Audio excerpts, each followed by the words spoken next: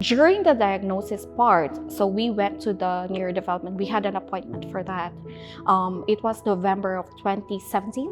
Yeah. Yeah. So in less than 5 minutes, in less than 10 minutes, Lance was diagnosed.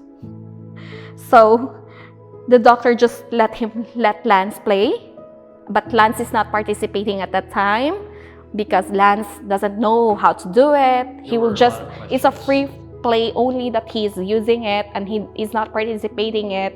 Like, what are the milestones? What are the, if the doctor will say, Lance, can you move forward or jump? So he can't. Or Lance, can you write the letters? So he cannot follow. So in less than 5 minutes, he was diagnosed. It was there was a thorough questioning that happened before that. We probably didn't notice it because we were when we were in the clinic, we were overwhelmed with a lot of thoughts in our head going on in our head. Like there's just too many questions in our head that we couldn't express, we couldn't say, because we knew that the doctor was thoroughly examining Lance through observation. So the whole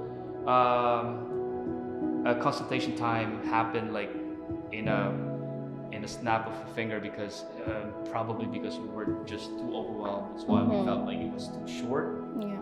And we felt like Lance was diagnosed.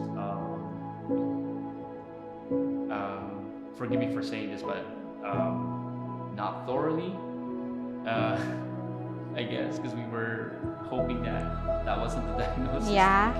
So